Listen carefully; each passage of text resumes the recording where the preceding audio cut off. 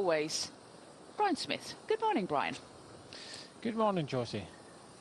What is your tea flavour today? I just have regular breakfast tea with honey, black tea and honey. Black tea and I'm honey. not a coffee drinker.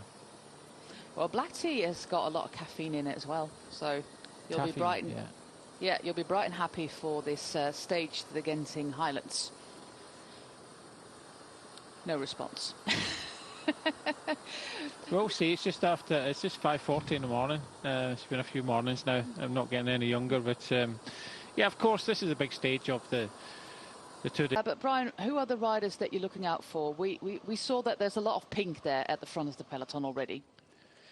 Yeah, I think the fact that Hugh Carthy got up there last year, and he was so close, but yeah, again so far. But I think Simon Carr showed well.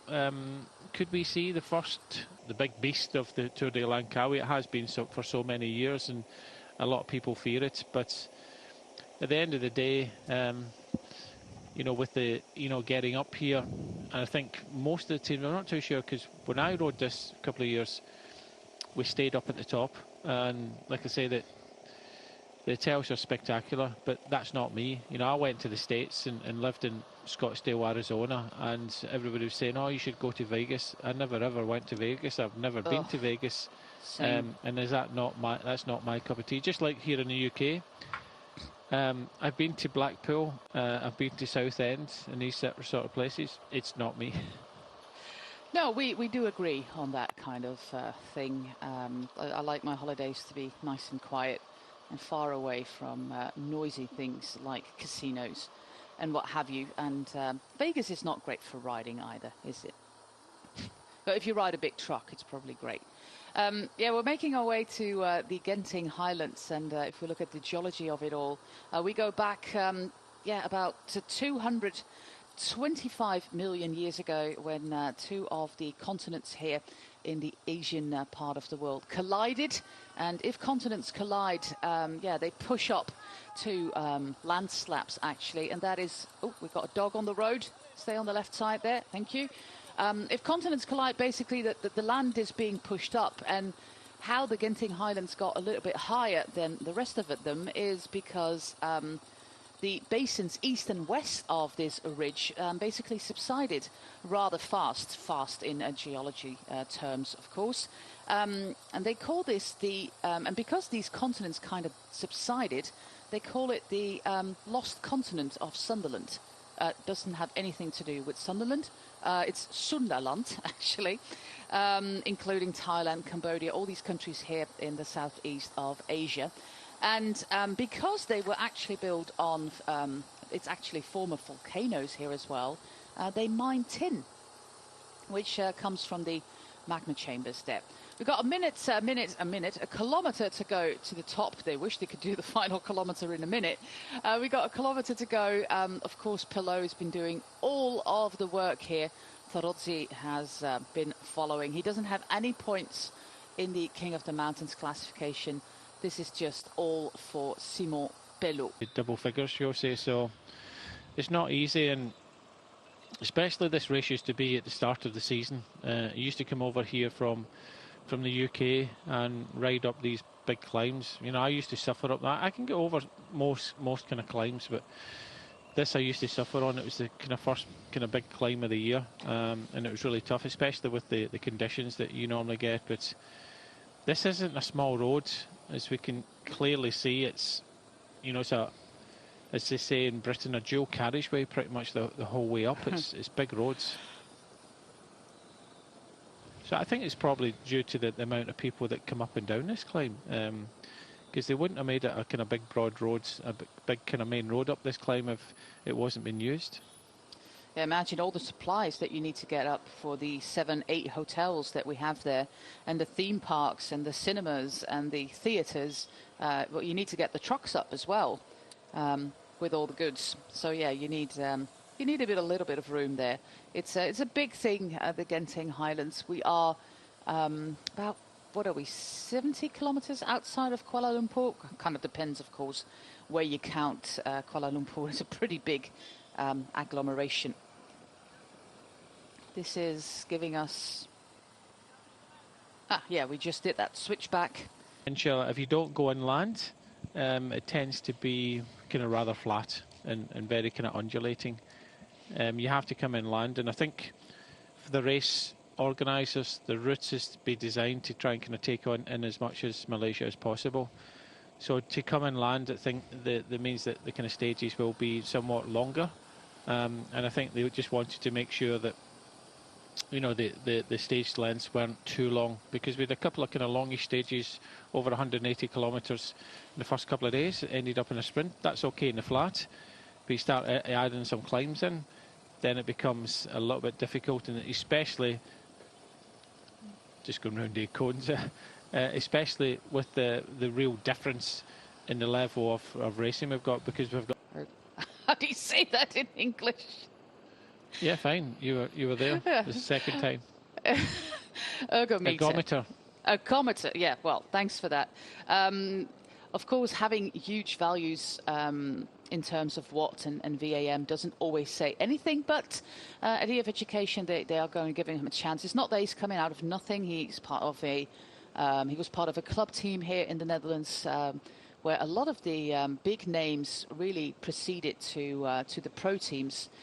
Westland wil vooruit is the name. It's in the west of the country near The Hague.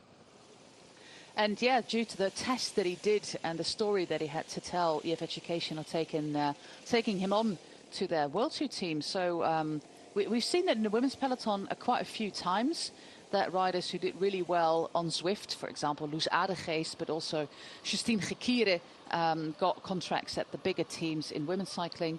And we've seen it in the men's peloton as well, with the Swift Cycling Academy, Jay Vine being the biggest example of that. But yeah, the two recent winners of the Swift Cycling Academy haven't really had their breakthrough, I think, in the peloton, with Alex Bonnier and Jason Osborne. So good for him. This is his first race with the team, Jardy van der Lee. We share the same trainer, Brian. Doesn't really do me any good. I won't make it to the World Tour, but apparently it really helped him to get better. So what you're saying is you've no excuses then? I have zero excuses, indeed, yes. If I just followed the programs that Michel made for me, I might have made it to the World Tour, yeah. Here we have Carlos Garcia Pierna, one of my favourite riders, of course, since the Spanish word for my surname, Bain, is Pierna. We have Pelot in this group. We have Pablo Castrillo, Juaristi, and back to the front there with the two riders of Human Powered Health. Paul Double, he's there. And we have, I think it's the Norwegian rider there as well, Embret Svestad. They're two climbers.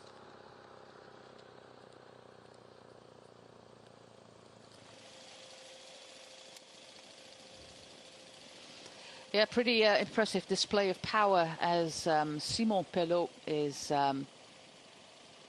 trying to hold on to stay with this group, but Brian, that's going to be really hard for the man from Switzerland. Yeah, I think so. I think it was a couple of days ago where we had a breakaway, and I said the Thai riders were not helping each other. I forget. There's always a hardly fought competition in this race, and it's the best Asian rider, and that's the reason why.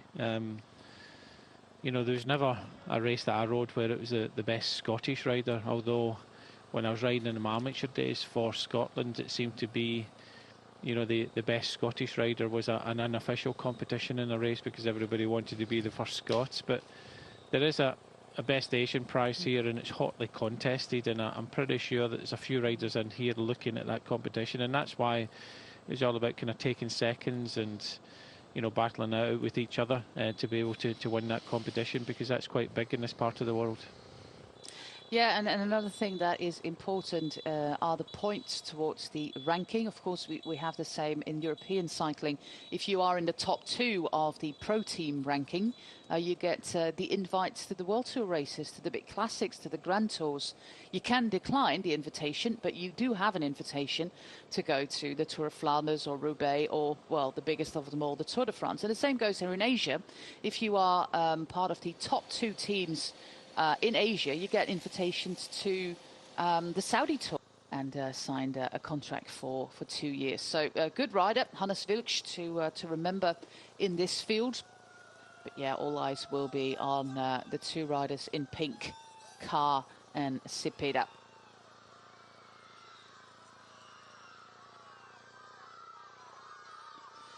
Looks like Equipo Kernpharma have about 3 riders here, as have Euskaltel.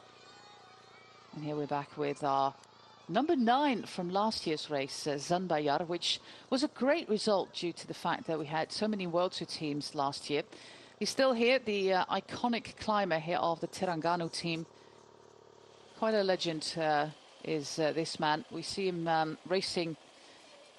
We don't see him racing in Europe all that much. It's mostly the Asian circuit that he frequents.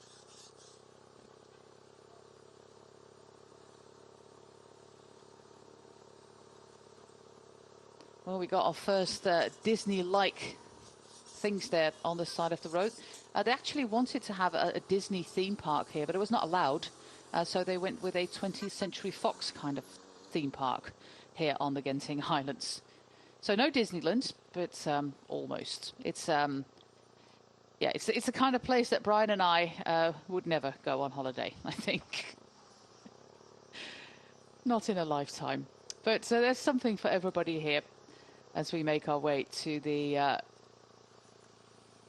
final part of the climb, and it's given as average 8.6% from this part on. We've already seen just before on that lovely graph from the Velofuel website that the biggest deep red parts all come in the final kilometers.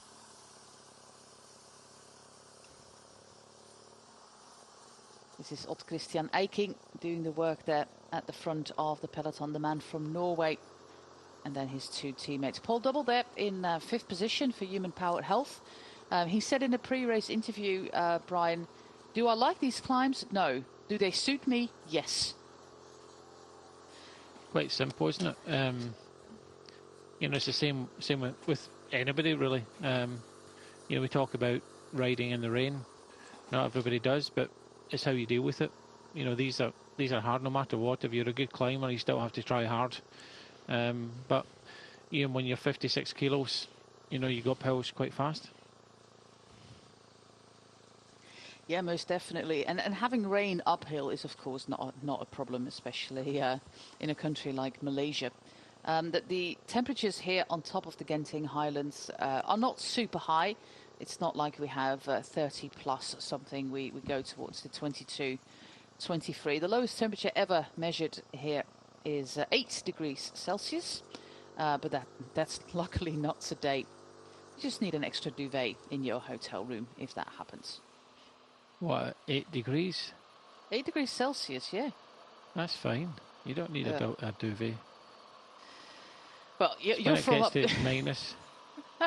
I remember being in a tour of Turkey once, and of course that takes place in April, and it was so cold. And I asked for an extra blanket, and they just didn't have it. They were just not prepared in Antalya with extra blankets. So I took the towels, I took my bathrobe, and still was cold. So yeah, probably they're not equipped to people who are cold. Odd Christian Eiking and Jardi van der Lee, a good first. But they want to make it as kind of hard as possible.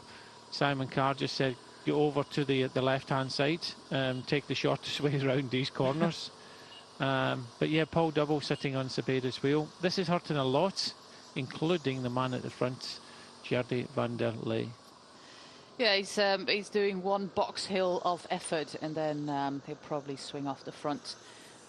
Simon Carr glancing over his shoulders. We'll look at some of the riders here. This is Mikel Iturria, of course, a former stage winner in the Vuelta. We have Murgu Aldai of the Caja Rural team.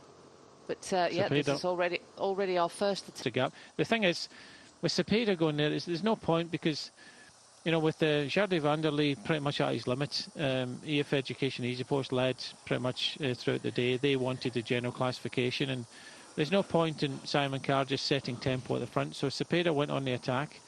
It was a it was quicker than I thought, because I thought, let's see what happens behind, because let's see what firepower there is in the other teams and other riders to be able to try and bring Cepeda back. And I think Simon Carr realised that, no, there wasn't enough, and he then attacked, because don't normally get this, and he attacked to go across to Cepeda, and it looks as if, for me anyway, the two strongest riders of the race are in front now.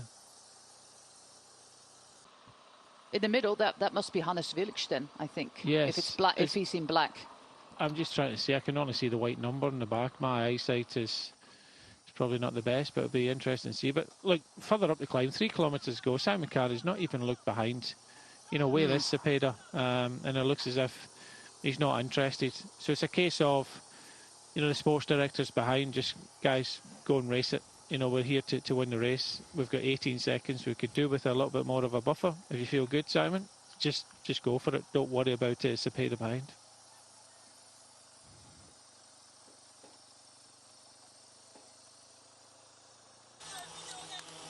And like many riders in the pro peloton, he was also a runner, but got an injury on the Achilles heel and started to do more riding. Like I said, started on the mountain bike, because it's quite often part of the curriculum out in French schools when you do extra sports. It's never road cycling, it's always mountain biking. But he was, according to himself, not really all that good at it. So he went to road racing and running, but yeah, dropped out due to the Achilles heel. Also suffers a lot from seasonal allergies, actually, but that's not the case here right now. And one of his breakthrough moments, he said, was when he raced on Martinique, which is the Caribbean part of France. And that was a defining moment for his career. And he won a few stages, including some time trials. And then he properly got diagnosed for his allergies, got treatment, and from that on, his career went up. He was part of the team out of Aix-en-Provence, AVCX. Some of the British young riders are part of that team right now, with Dave Rayner Foundation supporting them. And then, joined the Nippo team that worked together with La Pau Marseille, which then was the pro team of the region. And that's when he rose to prominence. But this is great, absolutely lovely to see the man in pink. I hope that everybody keeps their distance right there, and that he won't be swept off his bike there, Brian. But the looks of things, this 6 seconds is a lot larger. Back to Cepeda. Cepeda put a valiant effort in there, was quickly joined by Simon Carr, not Simon Carr, Simon Carr. And, Cepeda is now kind of dropping back. He'll want to try and kind of hold on to kind of second place, but I think the sports directors of EF Education Easy Post have just said, look, guys, just go out and race it. We'd rather have a minute with Simon Carr winning rather than kind of holding back and waiting for Cepeda. So the Brit riding really well, and he has done throughout this race. So it's just one of these situations where the strongest man is winning. You can see Cepeda, he's toiling a lot more. Simon Carr looking a little bit more smooth, but I think Cepeda is almost. So 2 wins this year for him. He was third on the Mont Ventoux as well, showing, of course, that he has got the climbing powers. Just a second behind behind Michael Woods and Lenny Martinez. Very active race there on the slopes of the Mont Ventoux, which